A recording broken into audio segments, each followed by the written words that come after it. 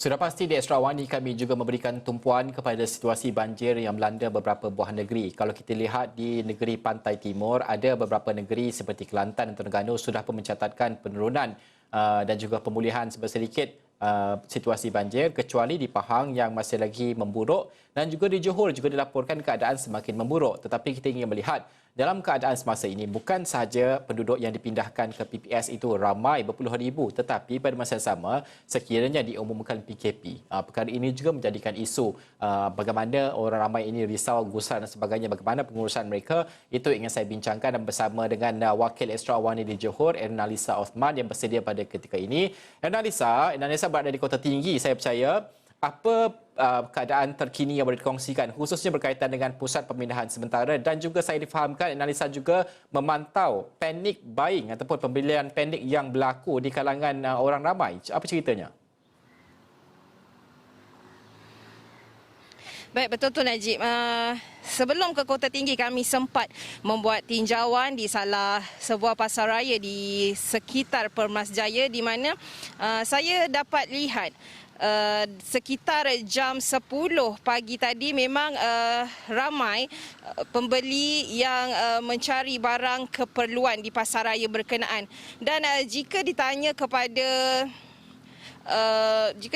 kepada pihak pengurusan di pasaraya berkenaan, adakah perkara itu berlaku baru sahaja hari ini ataupun bagaimana, menjawab persoalan itu dia kata panic buying tu sebenarnya di Johor Bahru telah pun berlaku sejak hari Sabtu lagi dan Ahad, dan pihak pengurusan turut menjangkakan kenaikan antara 30 hingga 40% panic buying akan berlaku pada petang ini sekitar jam 5 petang setelah orang ramai pulang daripada bekerja.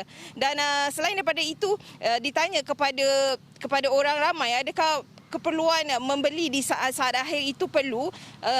Ternyata rakyat negeri Johor terbuka menyatakan sebenarnya tidak perlu pun ada rasa panic buying itu, di mana pengguna boleh membeli secara berhemah mengikut jadual harian seperti biasa dan juga mengikut masa-masa yang perlu.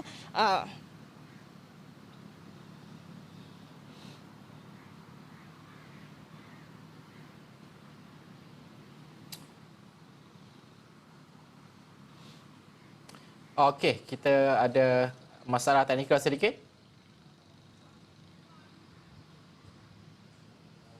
Okey, kita akan itu antara perkembangan terkini di Johor sebenarnya yang dibawakan oleh rakan setugas analisa yang berada di Johor, dan sudah pastilah kita melihat juga keadaan semasa. Adakah Lisa boleh mendengar sebenarnya pada ketika ini? Ya. Okey. Baik Najib, saya teruskan Lisa, dengan laporan mengenai tentang tinjauan kami di PPS.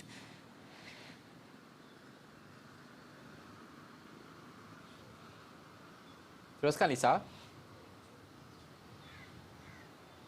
Di PPS, di mana kami sempat meninjau di Sekolah Menengah Bandar Kota Tinggi yang menempatkan penduduk terjejas banjir, dan itu bukan persoalannya. Yang menarik pemerhatian kami adalah bagaimana golongan-golongan kurang upaya OKU ataupun warga emas, terutama kepada ibu ataupun individu yang baru saja melahirkan anak ataupun dalam pantang menjalani urusan harian di PPS. Dan menurut salah seorang ibu yang kami temui, ternyata ia menimbulkan sedikit kesulitan kerana kedudukan tandas di tingkat 1, dan ternyata mereka sebenarnya hasrat mereka untuk pulang ke rumah itu Najib sudah pasti, tetapi keadaan yang tidak mengizinkan menjadikan mereka terpaksa meneruskan kehidupan di PPS. Sama juga seperti salah seorang lelaki yang saya temui yang baru sahaja ke Malangan Jalan Raya, mendakwa beliau juga mengalami kesukaran. Kalau boleh mungkin dapat dikongsikan sedikit VT yang kami sempat interview tadi Najib.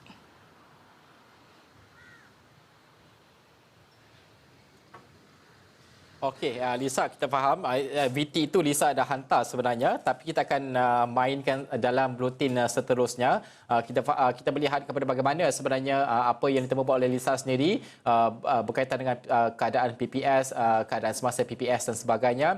Lisa, tapi itu saja masa yang kita ada buat masa ini untuk kita berkongsikan. Kita akan saksikan laporan penuh yang dirangkumkan oleh Lisa sendiri dalam Awani 745 dan juga sudah pasti di astroawan.com juga.